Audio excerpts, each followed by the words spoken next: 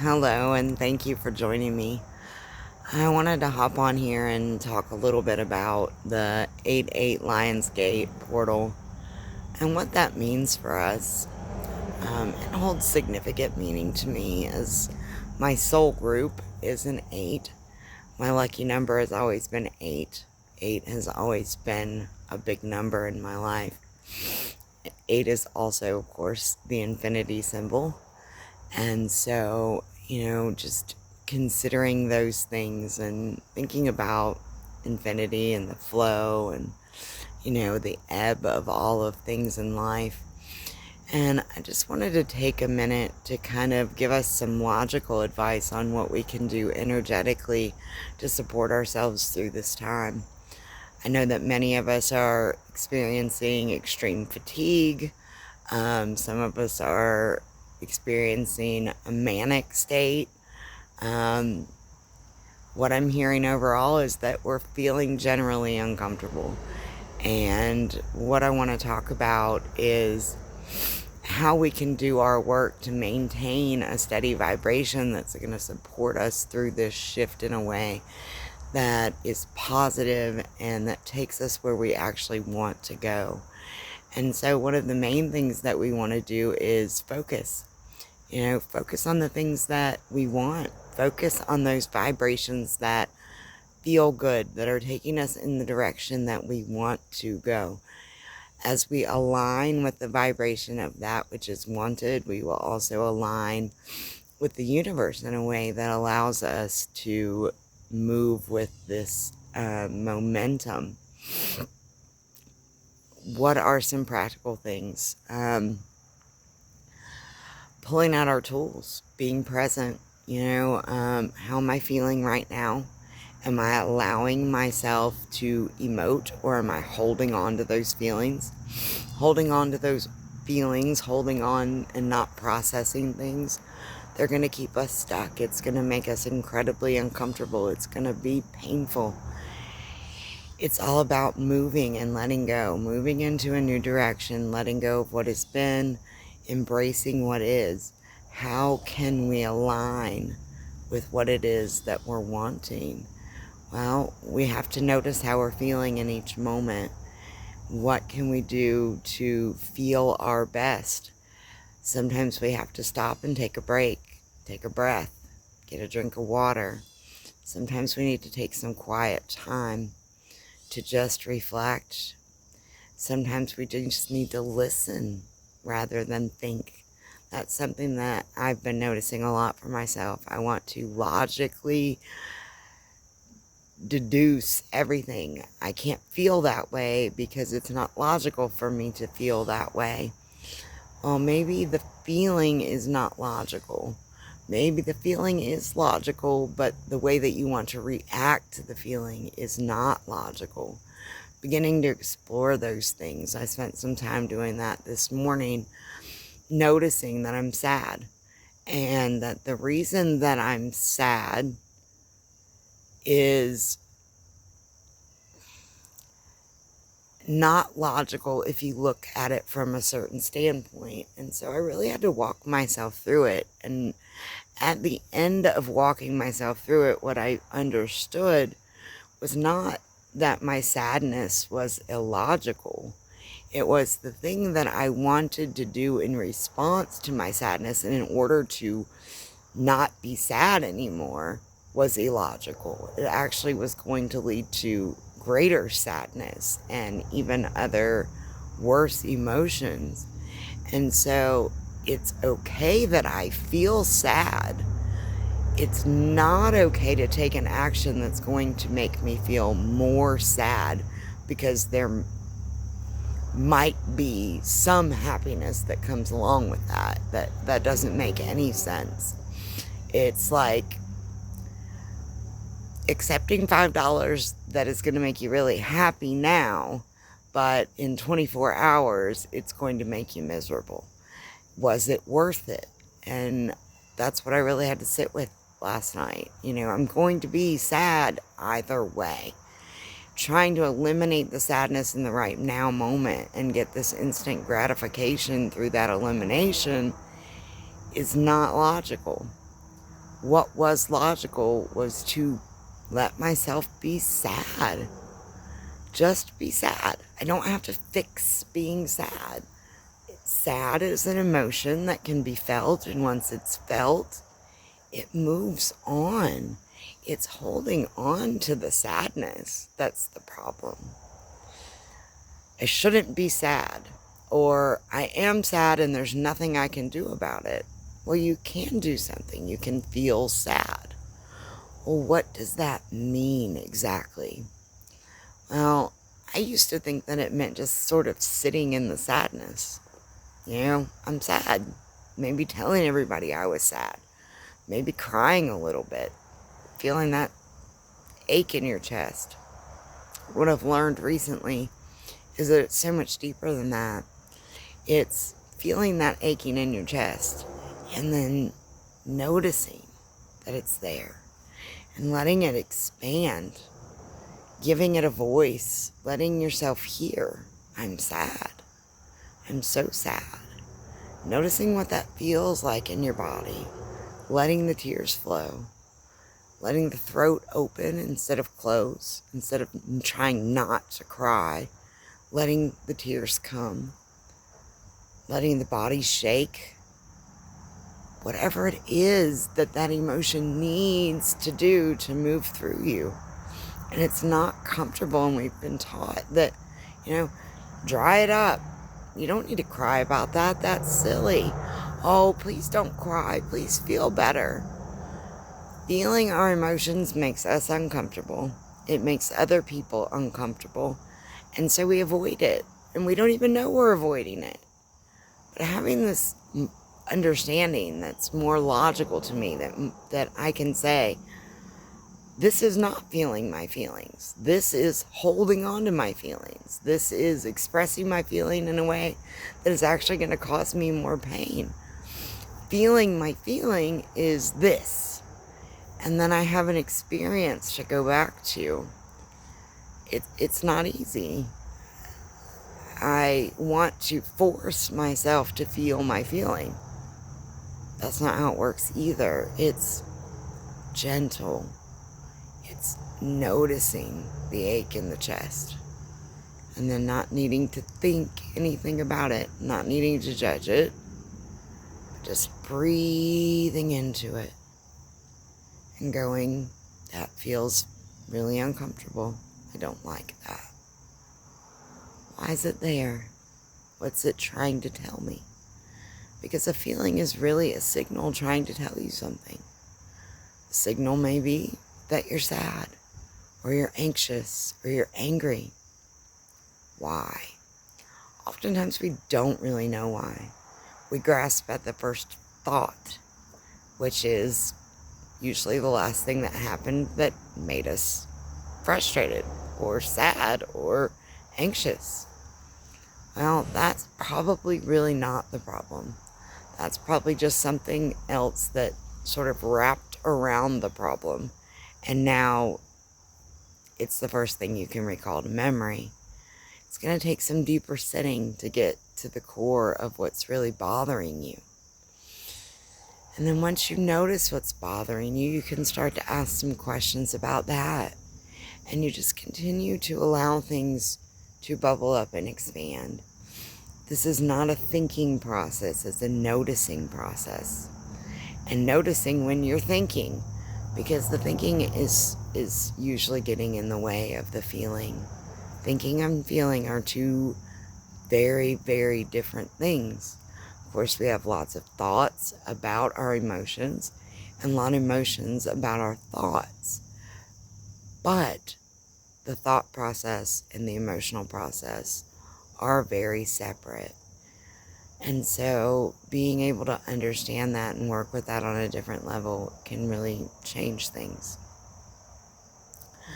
And so, again, let's just kind of go back to the idea of, this portal and maintaining a vibration. Once we're able to work with our emotions in this way, we're allowing things to flow. And if we are creating a consistent vibration of flow as this portal opens, we're going to align with that flow universally. And we're going to have quite a different experience in the coming days, weeks, months, and even years. The way that we open and align ourselves affects us in the present and in the future. And so it's beginning to pay attention to what we're doing. Are we using our tools? Are we reaching for things that help us feel good, that help us vibrate higher? Are we allowing ourselves to process our feelings? And I talk a lot about being sad and angry and anxious, but the good feelings are much more important even. Are we allowing ourselves to feel loved, to feel happy, to feel proud, to feel excited? I personally have a very, very hard time with those emotions as well. Well, when we don't allow ourselves to have the bad feelings, we don't allow ourselves to have the good feelings. And so we are emotionally cut off, disconnected. In that, we create stagnance, we create misery, we create disease, we create pain. We create a lot of things that we're not meaning to create. And so how do we begin to intentionally create? How do we begin to focus on the things that help us vibrate higher, that make us happy, that bring joy, that inspire awe, that feel magical? How do we do the things that make us want to do more emoting? And as we begin to embrace all of the emotions, what we notice is that the hard emotions, the bad emotions, the sad, the anxiety, it gets easier to just let them come up and to see them for what they are. And so eventually we go from having to dig very deep to figure out what the core of the problem is, because we haven't dealt with it, to emoting what needs to be emoted in the moment, and then being able to let it go and move on. The work becomes easier because we're becoming more consistent. The work becomes easier because we're carrying our crystals and we're doing our breathing and we're working with our oils and we're doing our meditations and we're doing our yoga and we're eating healthy foods and we're getting enough rest and we're doing our healing work and we're connecting with people who make us feel good and we're reaching for those things that help build hope in us, and we're setting intentions that are on purpose rather than just letting things sort of blow around in the wind, and we're holding ourselves accountable for our behavior and we're following up on things, and we're noticing that although we still feel exhausted, we're feeling exhausted in a better way. And we are acknowledging that as well. And we're seeing the payoff on our investments, where at one time we were just feeling relentlessly exhausted with no payoff. It's a lot. It's a lot. It's happening fast. It's coming at us from all directions. Can we maintain our center? Focus on what keeps us feeling centered. Use our tools. Notice instant gratification versus delayed gratification. Notice, are we judging? Are we discerning? Are we being hard on ourselves? Are we simply taking accountability? Are we not taking accountability? And how can we do a better job at that? Are we blaming others? And can we begin to take accountability instead without shaming ourselves? There's a delicate balance in all of these things. Are we looking for that balance? Are we reaching for that happy medium? We're not trying to eliminate the light or the shadows or get over into the light. We're looking for a balance that brings in more light in a way that we can handle it in a balanced state. We've been holding on to too many shadows, and not allowing enough light in is oftentimes what we're struggling with. And it's in finding the flow that we find a more healthy balance, and we continue to begin to make the light a happier medium for us. We can't jump from the shadow, from a place of deep heaviness, into the light without creating some sort of pain for ourselves. It's too much too fast. We're very much transitional beings. And so as we want to transition into a lighter phase, into a higher vibration, we have to bring with us the lower vibrations. We have to transition them. It's being mindful that this is a process, and that the better we get at implementing and figuring out what steps work for us, and the more consistent we become, the easier it all gets. One day, one moment, one step, one tool, one thing at a time. Notice, are you trying to do it, or are you trying to experience it? Allow it. Let it move. There isn't a need for force. There isn't a need to hold back. There is a need to find that gentle flow that just allows things to move naturally. This is about getting out of our own way and really allowing what we've been trying to create to manifest. This is a deeper understanding. It's a deeper acceptance. It's a deeper awareness. Take a breath and relax. The answers are on the other side of trying. The answers are on the other side of force, on the other side of that pulling back. They're in this gentle, flowing place where the waves hit and things happen. And you trust. You trust yourself. You trust the environment that you've created for yourself. You trust that sometimes waves may come unexpectedly, but that you know how to swim and get back on the board so that you can flow again as the waves come in. We are okay. We may not feel okay.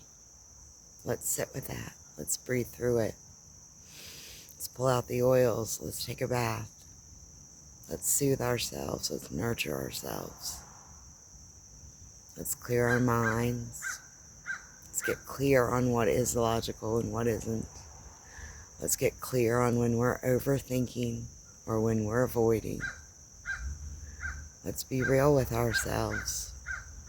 It's through our truth that we will find the vibration that we're seeking, that will bring true contentment, that will allow us to take the blinders off and to see the big picture. This is about creating the experience, about contributing to the bigger picture, about vibrating at a level that makes change happen, not just on a personal level, but on a global scale. It's time. It's time to invest in ourselves so that we can expand our energy in a way that contributes to the greatest good. Thank you for doing your work. Thank you for being here with me. Thank you for holding space for yourself and for the world. Thank you. Namaste.